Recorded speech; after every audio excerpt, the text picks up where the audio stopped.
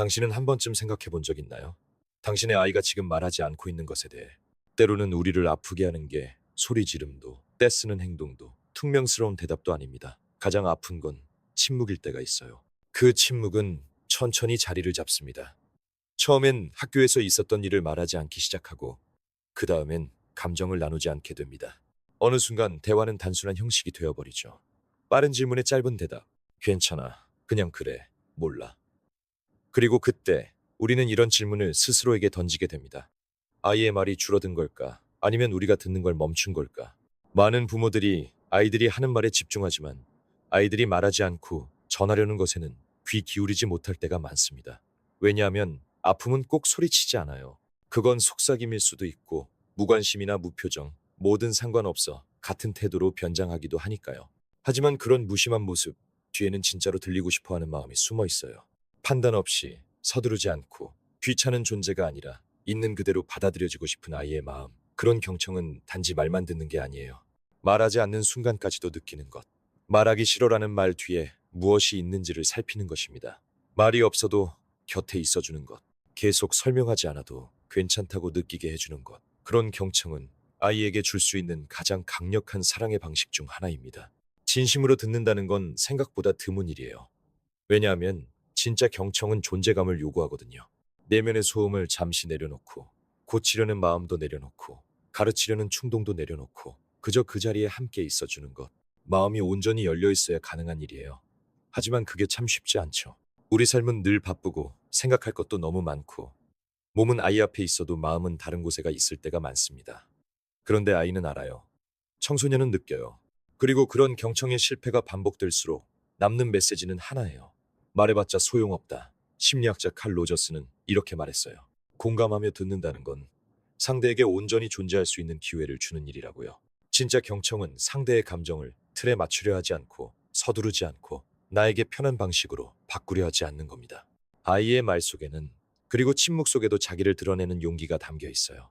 그럼 우리는 그 용기를 어떻게 맞이하고 있나요? 아이가 마음을 닫을 때 어른들은 종종 게으름이나 무관심, 반항으로 해석합니다.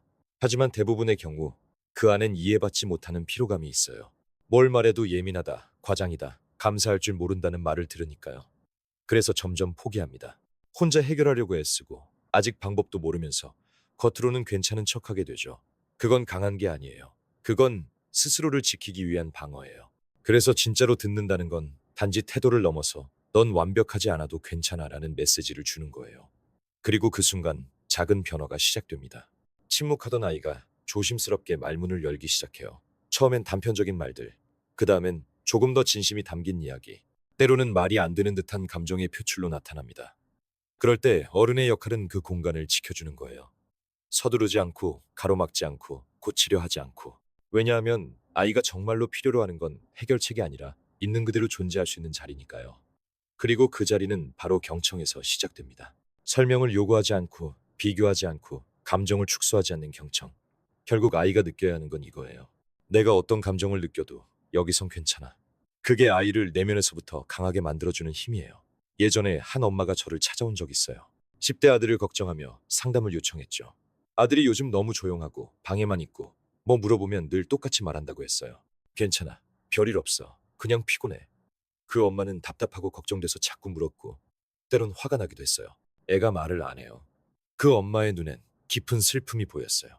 그리고 아들과 대화해봤을 때 그 아이는 이렇게 말했어요.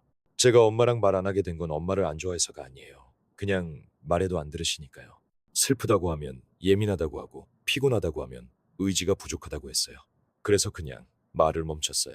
그 말엔 화도 아니고 비난도 아니었어요. 그저 지친 마음이 담겨 있었어요. 그때 저는 또 한 번 배웠어요. 아이들은 이유 없이 멀어지지 않는다는 걸. 그들이 멀어지는 건 자신이 기대했던 따뜻한 공간이 스스로를 방어해야 하는 공간으로 바뀌었을 때입니다. 부모가 너무 많은 걱정과 조언, 해결의 욕구에 휩싸여 있을 때 아이를 듣는 걸 잊게 됩니다. 그리고 그 순간 우리가 할 수 있는 가장 강력한 일은 이런 말이에요. 내가 옆에 있어. 지금 당장 뭐라 할 순 없어도 널 들으려고 노력하고 있어. 그런 존재감, 그런 경청이 아이를 다시 말하게 만듭니다. 비록 시간이 걸릴지라도, 비록 말과 말 사이에 침묵이 있더라도 그 연결은 다시 살아납니다. 결국 아이를 곁에 붙잡아 두는 건 통제가 아니에요. 완벽한 말도 아니에요. 아이가 말을 꺼낼 때 그 순간 온전히 곁에 있어주는 것, 마음으로 들으려는 태도, 그게 바로 관계를 회복시키는 힘이에요. 그게 아이를 지켜주는 진짜 경청입니다. 사랑하는 사람을 위해 더 쉽게 길을 열어주고 도와주고 보호하고 싶은 마음은 아주 자연스러운 감정입니다.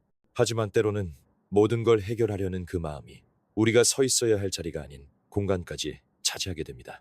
바로 경청의 자리, 아이가 자신의 의심과 상처, 두려움을 안고도 존재할 수 있는 그 공간 말입니다. 아이가 말을 할 때마다 끊기지 않고 매 문장마다 고쳐지지 않는다고 느낄 때 비로소 신뢰가 생기기 시작합니다. 그리고 그 신뢰 속에서 마음이 열립니다. 말이 다시 흘러가기 시작하죠. 비록 느리더라도, 비록 완벽하지 않더라도요. 이건 모든 걸 허용하자는 뜻이 아닙니다. 모든 행동에 동의하자는 말도 아니에요. 중요한 건 듣는 것과 이끄는 것을 구분하는 겁니다. 여전히 방향을 잡아줄 수 있고, 반대할 수 있고, 경계를 세울 수도 있어요. 하지만 그 전에 내 아이가 무엇을 말하려 하는지를 이해하려는 마음이 먼저입니다. 왜냐하면 아이나 청소년은 때때로 말로 표현하지 못합니다. 대신 행동으로 보여줘요. 말투의 변화로, 평소보다 길어진 침묵으로, 저녁 식사 중 피하는 눈빛으로, 그리고 당신이 마음을 열고 주의를 기울인다면 그 조용한 신호 속에서 이런 말이 들릴지도 몰라요. 날 봐줘. 내 말을 들어줘. 그럼에도 날 받아줘. 우리는 종종 자녀에게 필요한 건 말을 잘하는 부모라고 생각합니다. 하지만 실제로 아이들이 가장 필요로 하는 건 제대로 들어줄 줄 아는 부모입니다. 자존심을 지키려 하지 않고, 비난으로 받아들이지 않고, 대화를 승부처럼 만들지 않는 부모. 그저 듣는 부모. 호기심을 가지고 사랑을 담아 그 아이의 세상을 이해해 보려는 진심으로 듣는 부모 말이에요. 바로 그 경청의 공간에서 치유하는 대화가 시작됩니다. 무언가를 고치는 말이 아니라 마음을 만지는 말이 흐르기 시작해요. 그때 관계는 달라집니다. 더 깊어집니다. 그리고 아이는 말하지 않아도 느낍니다. 여기선 내가 존재할 수 있어. 여긴 내가 머물 수 있는 곳이야. 그 순간 우리는 알게 됩니다. 침묵이 누군가의 온전한 존재감 안에서는 멀어짐이 아닌 신뢰가 된다는 걸. 왜냐하면 때로는 진짜 경청은 말이 시작되기 훨씬 전부터 시작되거든요. 당신이 그 자리에 어떻게 존재하고 있는지를 통해 아이는 자신이 다시 말할 수 있을지 없을지를 결정합니다. 사실 과학도 이미 임상 현장에서 우리가 매일 느끼는 걸 증명하고 있어요. 진정한 경청은 관계의 질을 바꿔줍니다. 하버드 대학교 아동발달센터에서 진행한 연구에 따르면 아이의 정서적 건강에 가장 큰 영향을 미치는 요소는 경제적 안정도, 뛰어난 기회도 아닌 반응적인 어른의 존재입니다. 아이가 무엇을 표현하든 말로든 몸짓으로든 그것을 민감하게 받아주고 연결해주는 어른. 그것이 아이의 정서 발달에 결정적인 역할을 합니다. 그들은 이것을 서브 앤 리턴이라 부릅니다. 즉, 아이가 무언가를 내보냈을 때 눈빛이든 표정이든 작은 말 한마디든 어른이 그것을 알아채고 반응하는 것. 관심, 존재감, 따뜻한 반응. 그 교류가 반복될 때 아이의 뇌는 실제로 더 건강하게 발달하고 감정적 연결도 깊어지며 자기조절 능력도 향상됩니다. 그 결과로 아이는 세상에서 느끼는 기본적인 안전함을 뿌리 깊이 갖게 됩니다. 이 말은 곧 경청은 단지 따뜻한 태도를 넘어서 아이의 정서적 건강을 위한 핵심 요소라는 뜻입니다. 자신이 들리고 있다고 느끼는 아이는 부모뿐만 아니라 자기 자신에 대한 신뢰도 함께 키워갑니다. 스스로의 감정을 표현할 줄 알게 되고 그 감정을 믿을 수 있게 되며 소리를 높이지 않아도 주목받을 수 있다는 걸 배웁니다. 왜냐하면 어릴 때부터 자신의 목소리가 가치 있다는 경험을 했기 때문입니다. 그리고 이 경험은 평생을 따라갑니다. 이제 반대로 상상해 보세요. 자신의 감정이 자주 무시당하거나 축소되는 경험을 한 아이. 울거나 이야기하려 할 때마다 끊기고 고쳐지고 입 다물라는 말을 들으며 자란 아이. 그런 아이는 자라면 느낄 겁니다. 감정을 표현하는 건 불편하고 귀찮은 일이라고. 점점 말수가 줄고 자기 감정을 믿지 않게 되고 결국엔 이렇게 생각하죠. 내 감정은 중요하지 않아. 내 안의 세상은 드러내도 소용없어. 그래서 경청은 단순한 행동이 아니라 관계의 기반이 되는 태도입니다. 우리가 조용히 들어주는 그 순간에야말로 말로는 절대 가르칠 수 없는 메시지가 전달됩니다. 너는 중요한 사람이야. 너는 말이 없을 때도 혼란스러울 때도 언제든지 이 자리에서 환영받는 존재야. 이 메시지가 바로 치유를 시작하게 해요. 그리고 그 시작, 은때로 아주 단순한 선택에서 옵니다. 눈을 맞추는 것, 잠깐 멈추는 것, 마음을 열고 그 자리에 있어주는 것. 그래서 지금 우리가 스스로에게 던져야 할 가장 중요한 질문은 내 아이가 무슨 말을 하고 있지?가 아니라 나는 어떻게 듣고 있지? 일지도 몰라요. 왜냐하면 진짜 경청은 말이 나오기 전부터 이미 시작되고 있거든요. 아이가 망설일 때, 침묵할 때, 눈빛 하나로 반응할 때, 그리고 당신이 그저 곁에 머물기로 선택하는 그 순간부터요. 아이의 말을 듣는다는 건 아이가 아직 말로 표현하지 못한 세계의 공간을 열어주는 일입니다. 아이나 청소년의 감정은 때때로 논리적이지 않고 명확하지 않고 혼란스러울 수도 있어요. 그 감정은 짜증으로, 문을 세게 닫는 행동으로, 무기력함이나 긴 방 안의 침묵으로 나타나기도 하죠. 그럴 때 우리의 역할은 모든 걸 당장 이해하거나 반응을 통제하는 게 아닙니다. 안전한 항구가 되는 겁니다.